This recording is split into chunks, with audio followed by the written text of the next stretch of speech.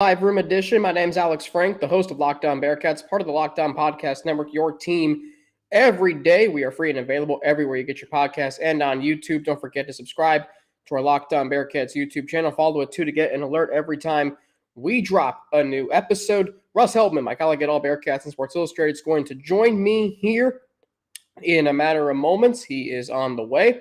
We're going to talk a lot of things today. Early signing day recap. The men's basketball team's on a 3-game winning streak. I'm really excited about the way they have played these last 3 games. I really think that they might be starting to turn a corner defensively. Offensively, they're playing well too. Victor Locken is looking like Trey Scott of 2020. And just maybe they can do enough in conference play to put themselves in position to at least be talked about on Selection Sunday. So big live show ahead, live room show ahead. Early signing day recap. I said this earlier today on today's episode of Locked On Bearcats. By the way, this live room will be podcasted tomorrow. So this will be for Friday's show. So I should, given that I care about our sponsors, I should tell you that, hang on one second. Today's episode of Locked On Bearcats is brought to you by BetOnline. BetOnline has you covered this season with more props, odds, and lines than ever before. BetOnline, where the game starts. And so my takeaway from early signing day obviously goes back to the quarterback room and the fact that you're going to have 4 quarterbacks right now, at least on the roster. Brady Drogosh, Evan Prater, Ben Bryant, who announced yesterday he's coming back for his 6th season of college football, and Emory Jones, a transfer signee from Arizona State. And so I really am wondering what's going to happen in the offseason with the quarterback battle. Ben Bryant is the most experienced, but I feel like he also is the least equipped to play in a Satterfield offense. After watching as I adjust the screen there, Malik Cunningham for 4 years and the numbers he put up, I really think that this offense needs to be run by a dual threat quarterback. And unfortunately, Ben Bryant, for as good as he is, as experienced as he is, and for as good of a leader as he might be, I don't think he brings that. I think this Bearcats team needs a dual threat quarterback like Desmond Ridder. I'm not saying that Prater's going to be Desmond Ridder or Emory Jones is going to be Desmond Ridder or Brady Drogosh is going to be Desmond Ridder, but I am saying that they're going to be able to provide some offense. The Bearcats' identity can win in the Big 12. I look at what Kansas State did to TCU in the Big 12 championship. I look at, what Baylor did last year. I look at the Big 12 this year and their statistics. And I conclude, and John Garcia Jr., our director of football recruiting at Sports Illustrated and our recruiting expert here on the Locked On College channel, I really think that you can win with a ground and pound attack offensively. But I also know that if you don't have a dual threat quarterback, and dual threat quarterbacks allow you to be able to run the football, if you don't have that quarterback who's a threat to run on the outside, whatever, if you don't have that, then defenses can load the box to stop the run. If you do have a dual threat quarterback, they're not going to be able to load the box because they have to play on the perimeter. So I look at that and I say, you know what? This team is in good hands right now when it comes to having 4 different quarterbacks. And now I'm going to bring in, he's even got a Christmas sweater on today. I'm going to bring on the man who helps me make some sausage every week, as we like to say. And Russ, first of all, I like the Christmas sweater. Did you wear one to the game last night? I did not actually wear a Christmas sweater to the game last night. We went with regular business casual, but we're here in the festive garb today, ready to go. The festive, well, I mean, I got this Reds cup here. There's red on the hat. I got my Bengals stuff on. Big game on Saturday for the Bengals. By the way, Russ, I ran into our boss on Sunday at Raymond James Stadium, James Rapine. Oh, nice. Yeah, there you go. So good times down in Tampa Bay. Watch that echo there, Alex. Let me lower the so I have on my holiday wish list new equipment. Amazing how this podcast has grown with subpar equipment. All right.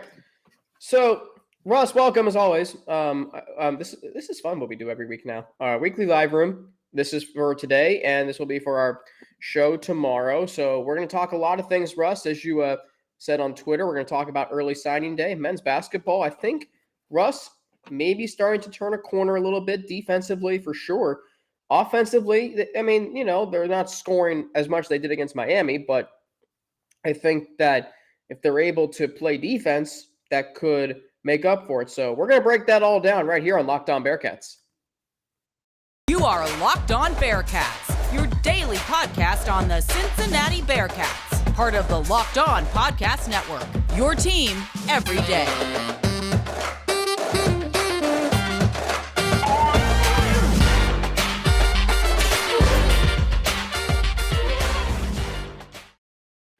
If there was a timestamp for when I played the Open, I think this would be the latest time in an episode I've played the Open, but that's okay. Russ Heltman is my colleague. Let me put our names up here. Excuse me.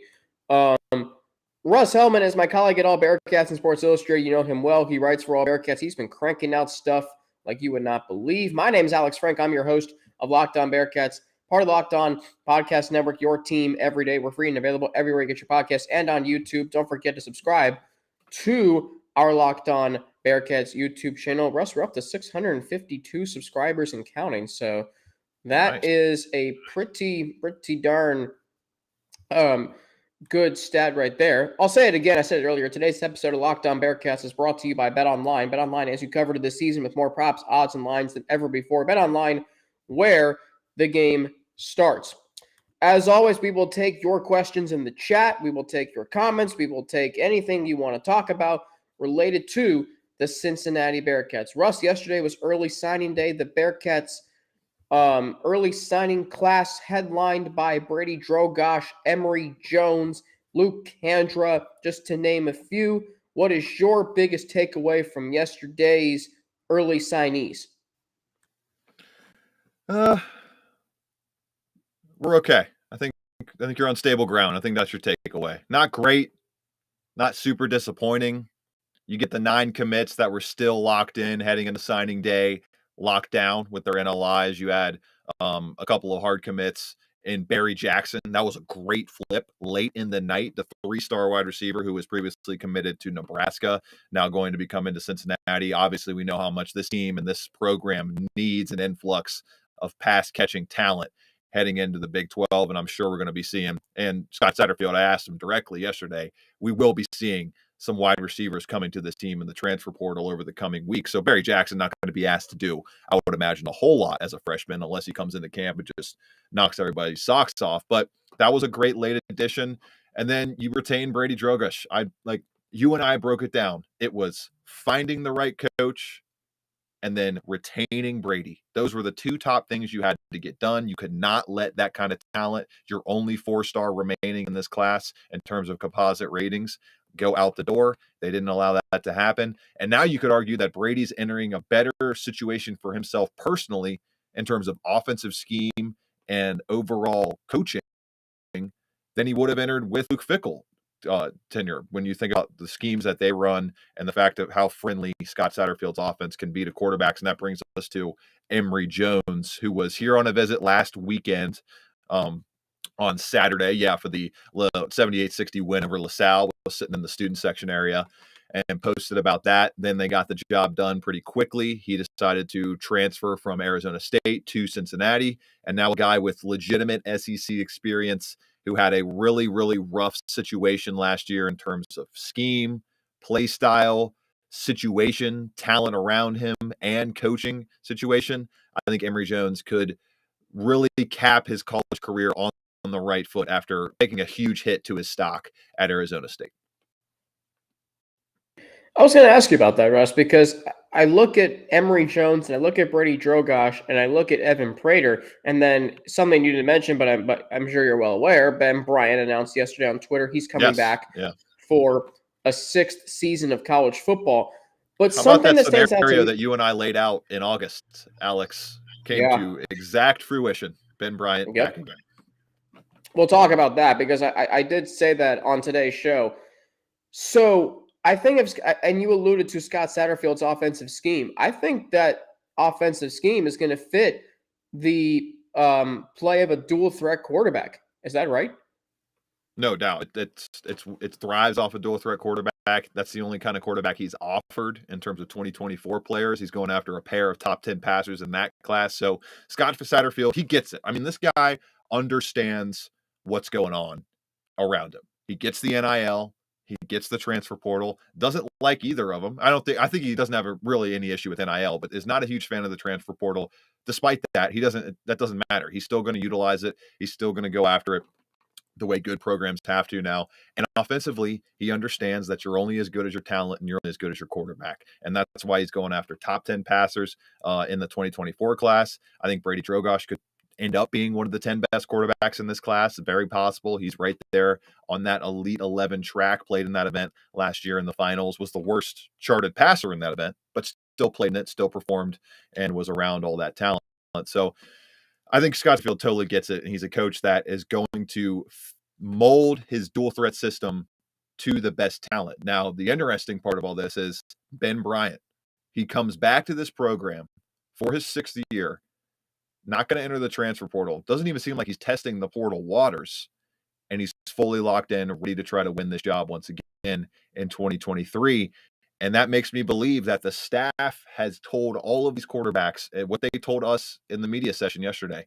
The best player is going to play, but it's just so difficult to get these quarterbacks a position that really only has one player playing, one of the rare positions in football where only one player plays at a time at that position, to stay patient and look at the overall future instead of just saying, hey, I'm not playing right now. I got to go find somewhere else. But for Ben Bryant, this is last year. He's not going to be able to transfer again next year. He's got one more year of eligibility left. And it's very interesting to me that he made that decision so quickly to come back. And it makes me think that the staff is really ready to throw all the balls out on the table and see where the chips fall, essentially, in terms of betting puns or betting analogies there when we get to spring camp and obviously in the heat of fall camp and what will be, I would imagine, another contentious quarterback battle at Camp Higher Ground, if they go back to Higher Ground, which I would imagine they'll keep that tradition going.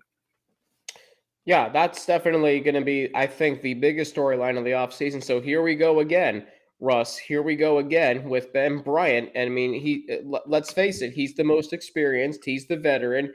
Look, I know you and I were critical of his performance last year, but I will say this: when at his best, he's accurate, he makes good decisions, and he can throw the football. And I think we saw that over the course of the first 4 games of the season. And even though he struggled in the back half of the season, they don't even have a chance to win against UCF. It's not for Ben Bryant. So, and it's interesting, a big what if is if he hadn't gotten hurt against Temple, would he have won the Bearcats the game against Tulane? I don't know. But one thing I do know is I just feel like Ben Bryant does not fit Satterfield's system. So if he's the starter, what does that do for the Bearcats offensive scheme? Now, this is obviously, months and months away. Today's day is December 22nd if you're listening live, December 23rd if you're listening to it on podcast form. So the first game's not till September 2nd. I mean, we're still over 8 months away. And yet, do you think that let me ask you this, what happens if Ben Bryant's the starter to Satterfield's scheme offensively? And who do you think right now has the edge in what could be a 4 quarterback battle going into spring ball? I think it's head and shoulders Emory Jones. There's a precipitous gap. And then Ben Bryant, another precipitous gap. I would put Brady Drogosh third right here. And then another gap and Evan Prater. Evan Prater was who he was in practice, in the games this year. And I was thinking maybe that wouldn't be the case with his passing acumen. but the guy cannot read the field right now. He can't read the field as well as these other quarterbacks, or as well as the quarterbacks we've already seen have college experience. Brady Drogosh, a complete wild card. We don't know how he's going to be able to see college defenses and read those.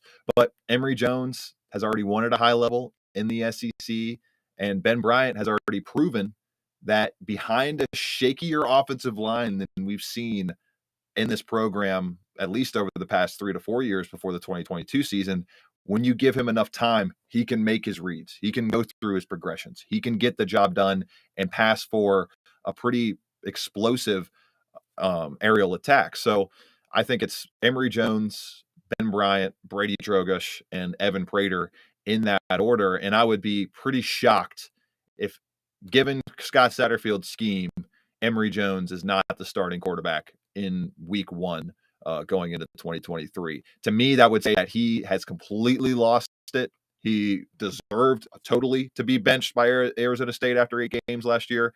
The talent's just really not there. It can't be tapped into in a new scheme. And then you can go with the known quantity in Ben Bryant. But that was the most surprising bit of news all day yesterday, was Ben Bryant with that battery loading emoji saying he's back for year 6. Very, very surprising to me, given the scheme, the log jam at the quarterback position overall, and the fact that he could have had his pick of any place in the country to finish out his college career, but he chose to stay at Cincinnati, a place he originally picked back in high school.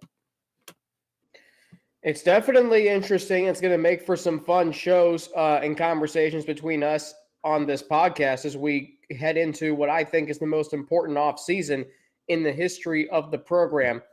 So your money's on Emory Jones. I just want to see a dual threat quarterback, but here's my thing. Like, Evan Prater has started the last 2 games. First start, okay, I'm not going to say it was a disaster, but it wasn't great. Didn't wow us. Saturday at the Fenway Bowl, Wasabi Fenway Bowl, Russ? I mean, I came away from that game, and I'm like, it's only been 2 games, but Russ, I think that Evan Prater may not be the guy we thought. No, I thought I didn't know his arm was this kind of raw in terms of just the lack of reps that we got to see overall at practice. I thought maybe he'd be able to tap into a little bit more arm talent, a little bit more consistency. And what was really evident at practice that I thought his legs would be able to help him out with more, and it just didn't really happen, was the reading the field. The guy doesn't read the field as well as you need to read it in the college game. And against a top 20 defense in Tulane and a top 20 defense in Louisville, we saw exactly what happens when you have those issues. Now, to give him some benefit of the doubt here, I don't know how much you can actually read into the Louisville performance. Obviously, you can't read anything good into it outside of the prayer kind of crazy miracle touchdown he threw to Wyatt Fisher in the first half. But they had Wyatt Fisher playing. The dude caught his first touchdown of his career. They had 2 receivers go over 30 yards. That's it. They had no passing production, no receiving production left on the team.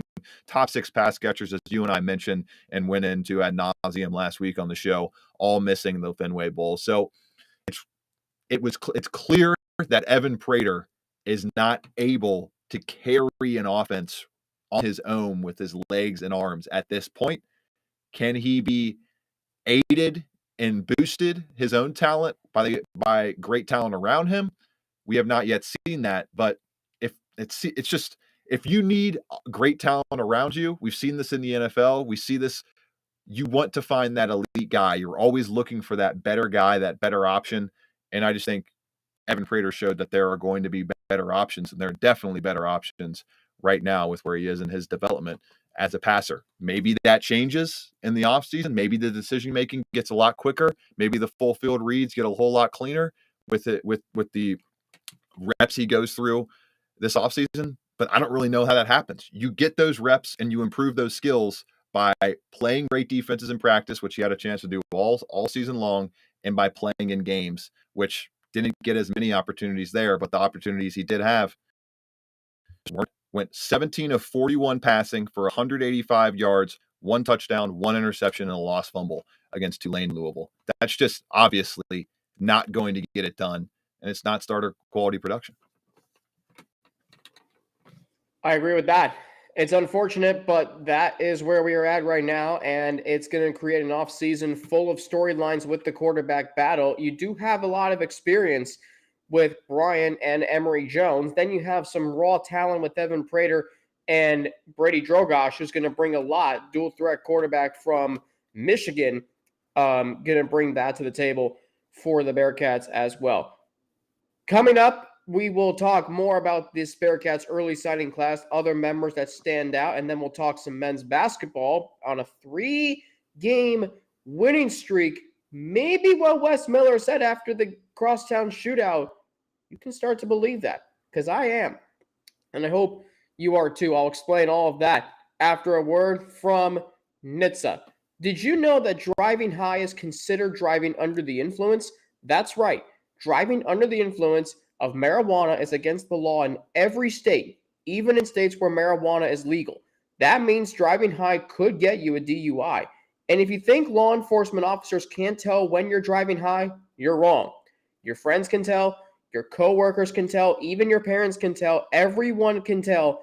So what makes you think that law enforcement officers don't know when you're driving high? Driving under the influence of marijuana can slow your response time and change how you would perceive time and speed. So even if you think you're fine to drive when you're high, you're not. Because the bottom line is, if you feel different, you drive different. And driving high is driving under the influence. So please, this holiday season, remember, drive high, get a DUI. If you feel different, you drive different. Call a friend, call a cab, an Uber, whatever you need to do, plan ahead of time so you don't have to drive under the influence, because if you drive high, you get a DUI paid for by NHTSA.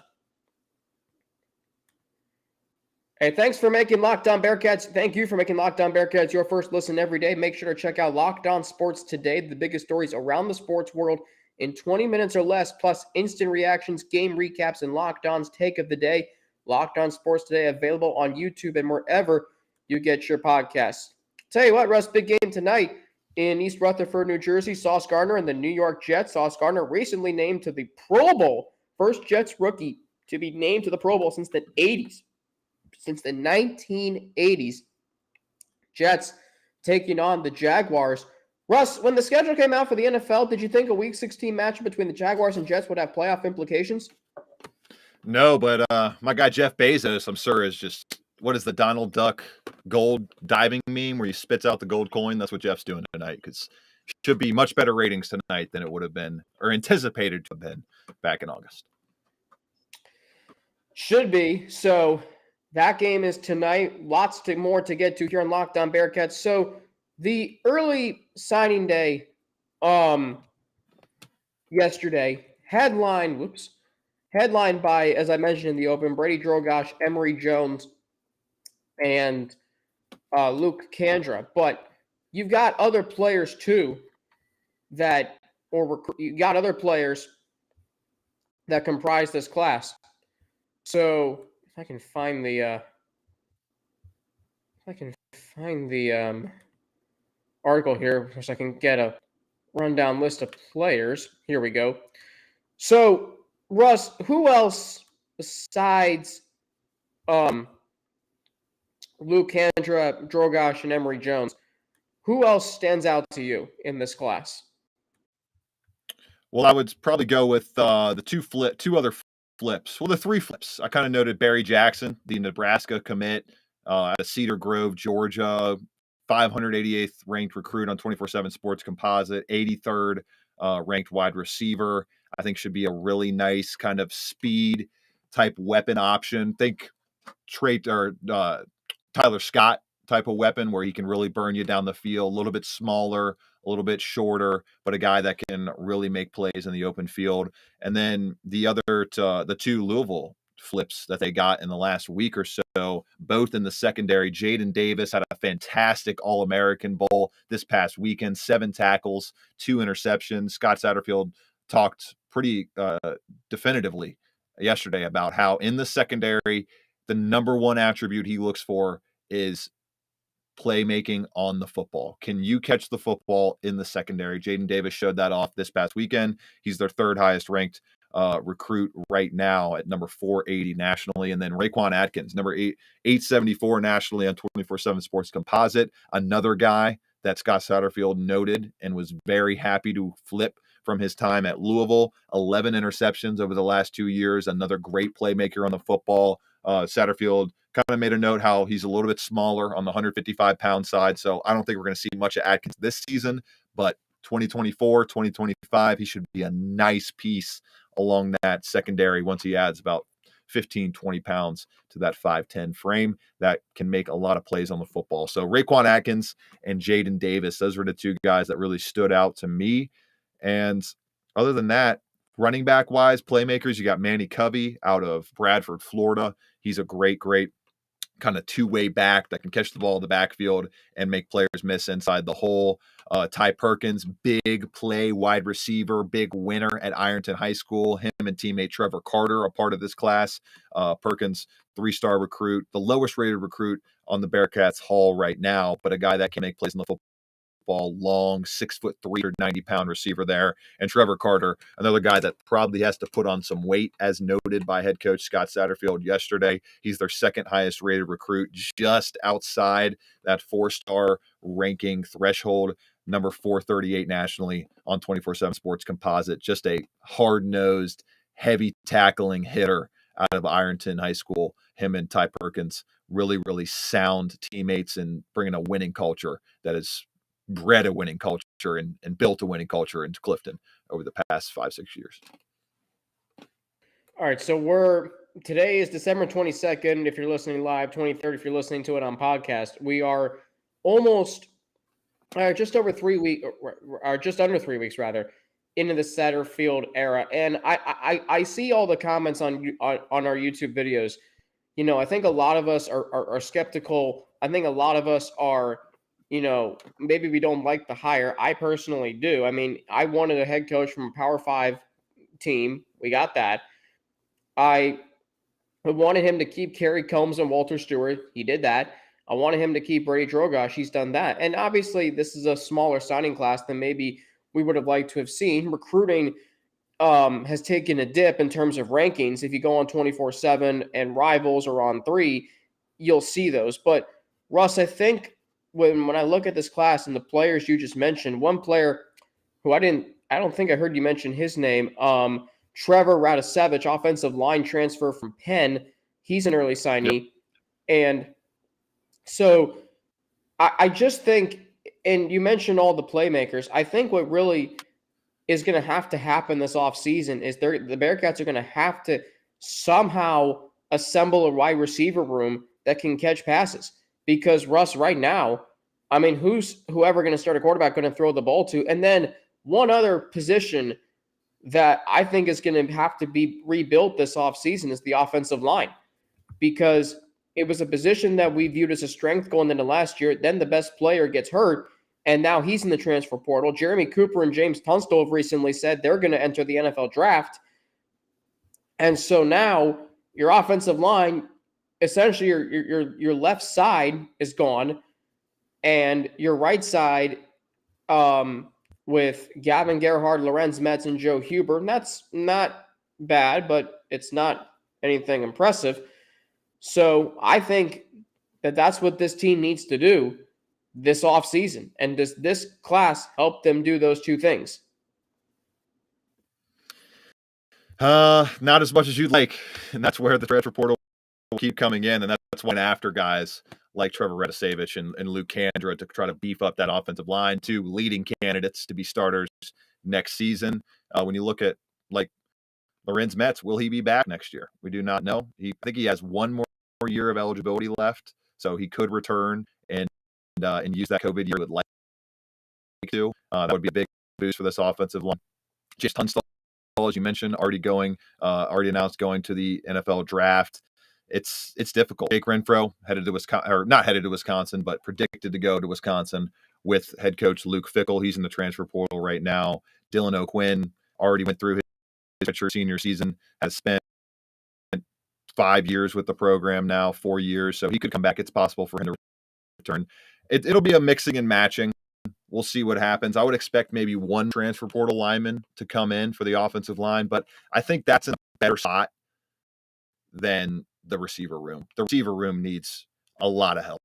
A lot of help. We didn't even mention Will Pauling in the transfer portal as well. I mean, just look through the receivers right now that are on the roster. Trey Tucker, gone. Quincy Burrows, freshman last year, he'll be in the mix. Wyatt Fisher, not really in the mix. Redshirt senior, just scored his first touchdown. I don't see him climbing up the depth chart a whole lot in the offseason. Marcus Peterson, maybe he's in the mix next year as a freshman. JoJo Bermudez in the portal. Will Pauling in the portal. Jaden Thompson in the portal. Tyler Scott declared for the draft. Drew Donley, he's a leading candidate to get a lot more run next year, redshirt freshman. Ashton Kohler, depth piece, never really made a big impact on this roster. Chris Scott, I think he might have entered the portal. I don't have that right in front of me, but obviously a depth piece, not somebody you're going to be relying on a whole lot. Blue Smith, another guy, depth piece, not someone you want to rely on. Nick Mardner in the portal, and J.R. Thomas, haven't heard much from him, plus Leslie Ando, who was a freshman this year. There's just, like Alex laid it all out right there. There's a whole lot of nothing in this wide receiver room right now. There is not even one go-to playmaker in that position, let alone two, and they have to figure that out very quickly. Rare, uncertain territory at wide receiver for the Bearcats, in a position that we have become very familiar with, and it's been continuity that has been a part of that position and that groups for the better part of the last few years, 5 years of the Luke Fickell era, now an uncertainty going into the Satterfield era. Real quick, can I get your thoughts on the Wasabi Fenway Bowl from Saturday, Russ? Because I'm going to be honest, I think it's an embarrassing way to end the season. Even though you said last week people in Cincinnati really didn't care about the game, I did, you did, and that game just was a dud. I mean, the Bearcats defense didn't really show up. The offensive line was a mess, and you had players changing their numbers at halftime. I mean, what was that on Saturday against a rival in a game where the Bearcats really weren't in it? They never were, man. It was felt like explosive run after explosive run out of Jawar Jordan and that Louisville defense. And you know what? I'm gonna go zag here. I think it was a positive what happened on Saturday at the Fenway Bowl, because what you saw was a dilapidated, completely gutted of talent game between two sides that lost their head coaches, lost a bunch of players to the transfer portal, lost a bunch of players to the NFL draft. And you know what we saw, Alex? We saw the better system winning out in this contest. The better system in Louisville, which had a completely full lemon of a backup quarterback out there. They still ran the football down the Bearcats' throats when the Bearcats knew what was coming. One of the top 5 yards per play defenses in the country this season. That outside zone running scheme looks like it could be very potent when Scott Satterfield transfers it to Cincinnati. And then you look at the defense, Brian Brown's scheme, and the fact that it just destroyed that offensive line with sacks. Yes, Evan Prater under pressure is a recipe that most defenses are going to want to tap into, given how much I just described. His lack of field vision and read progression really hurt the Bearcats over the final 2 games of the season. But that defensive line still had to come up with those pass rush structures and those stunts and all those schemes to be able to get to that quarterback, and it worked beautifully. You saw their best players in Yasir Abdullah and the rest of that defensive line really shining in that showcase game. So if the Bearcats had won, cool. The Bearcats had lost, which they did, cool. If they get beat by 20, which they almost did, cool. It doesn't really matter. It doesn't affect the overall trajectory of the program at all. It's another one of those meaningless bowl games, like so many of these bowl games are nowadays with the introduction of the college football playoff. But what we did see is the system of Scott Satterfield overcoming a situation where both sides were bereft of talent. It definitely, okay. Positive from the Fenway Bowl. I like it. Hey, what am I going to say? They were bad? Like, duh.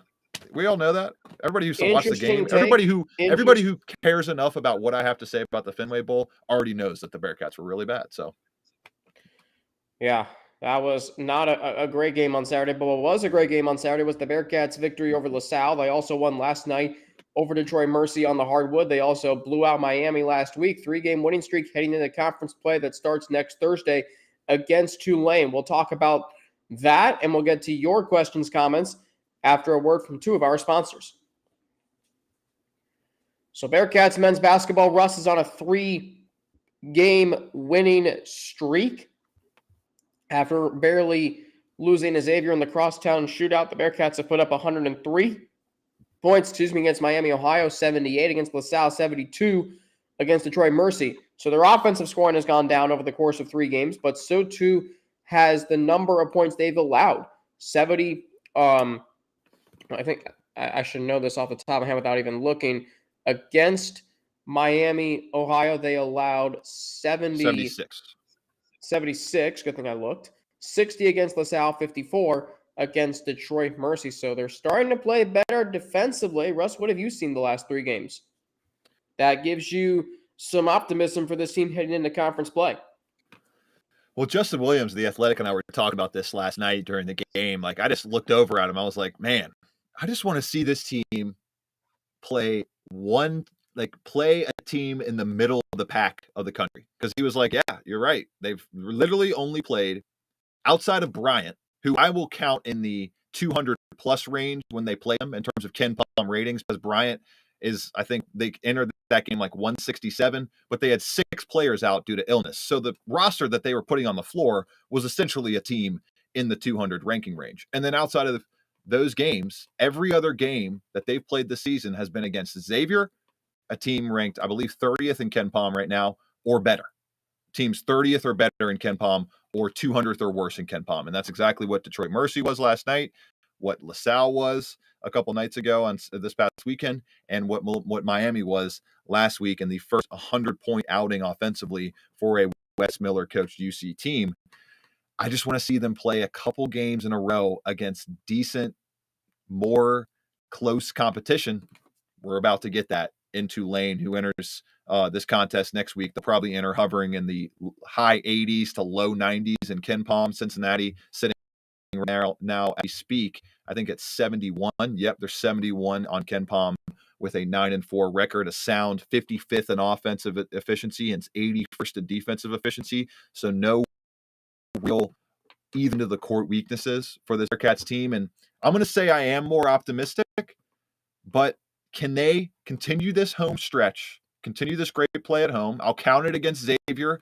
30 of the 40 minutes, they played great basketball against the Musketeers and came up just short in that 80-77 loss. So I believe they're trending in the right direction. Coach Miller agrees with me. He said and noted that in the press conference last night, how he was frustrated with the team's play in the first couple weeks of the season. Felt like they were kind of spinning their wheels a little bit, trying to get this system of offense and defense really locked in and seeped into this roster.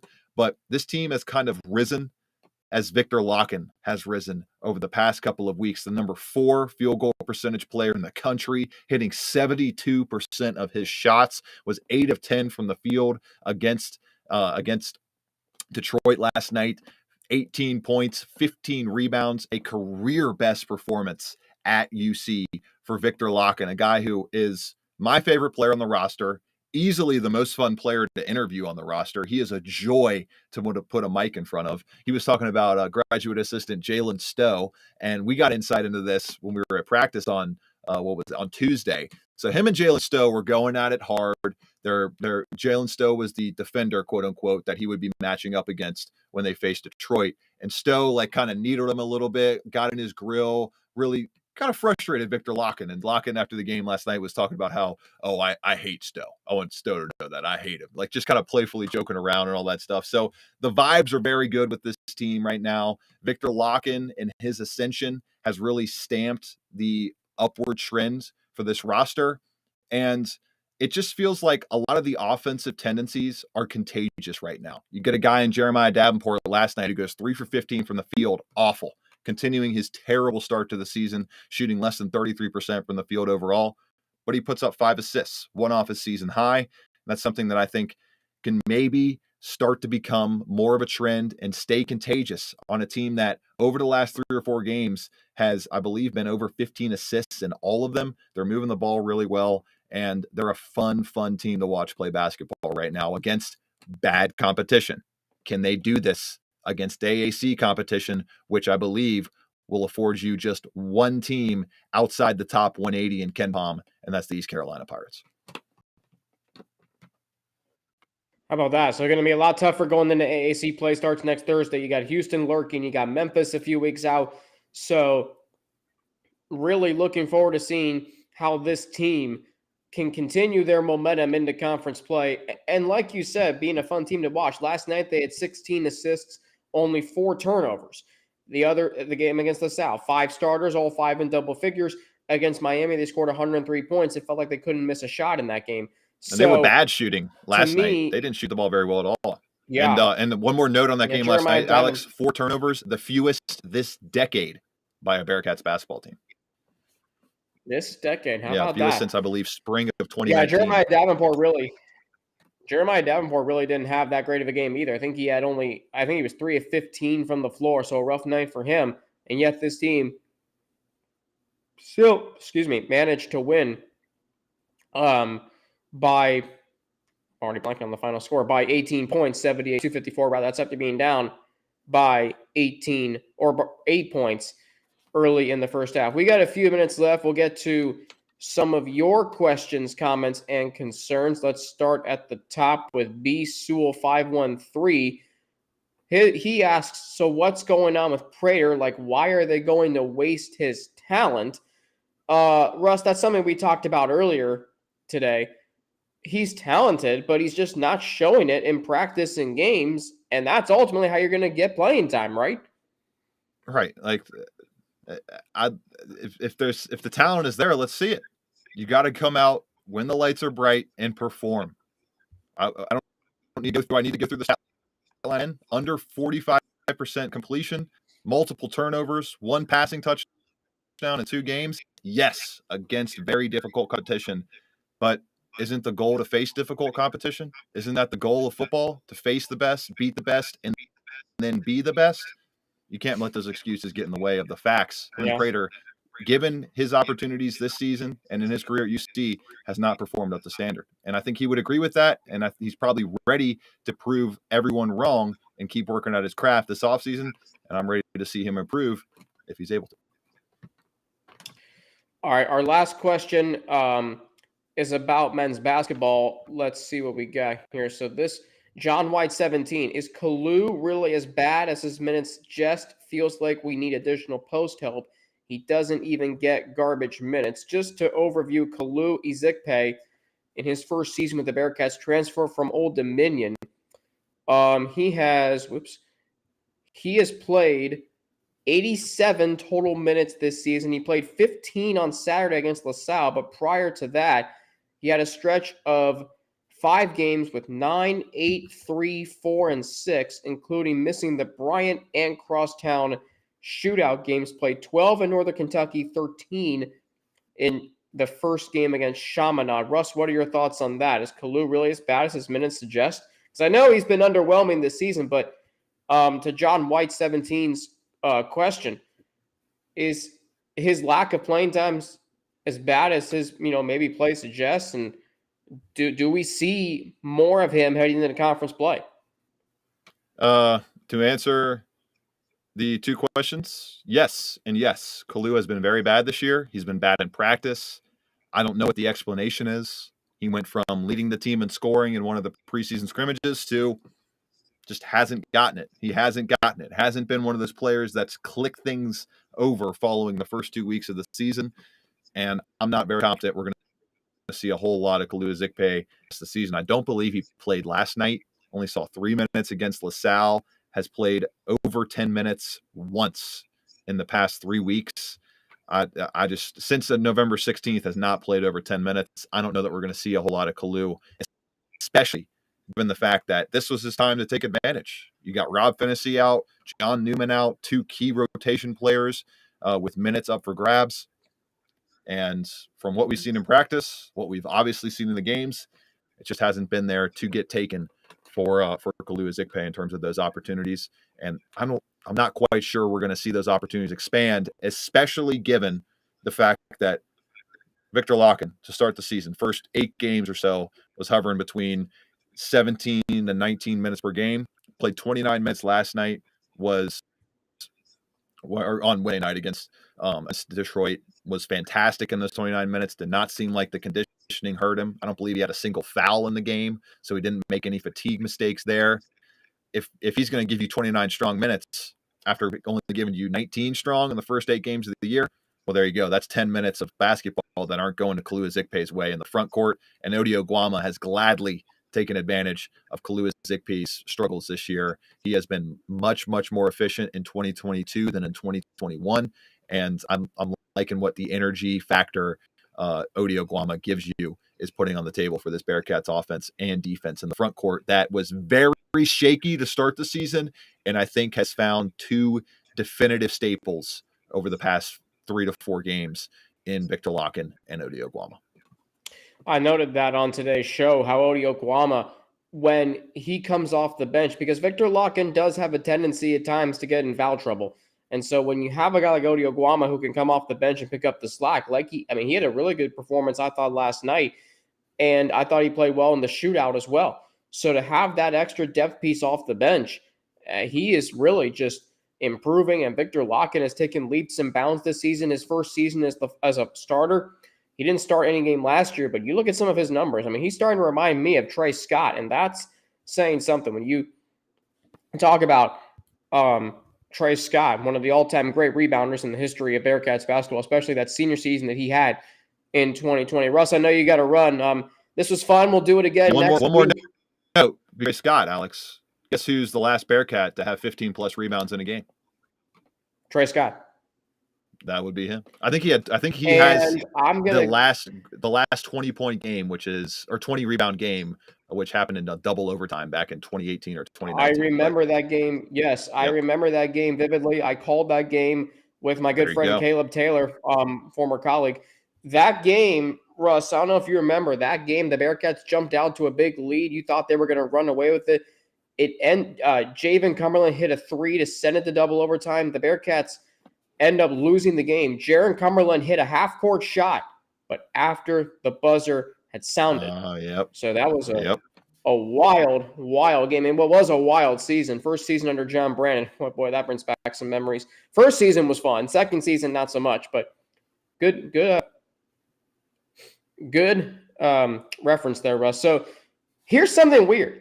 There are no football or men's basketball games, or no games, period, around the University of Cincinnati until we talk again next week.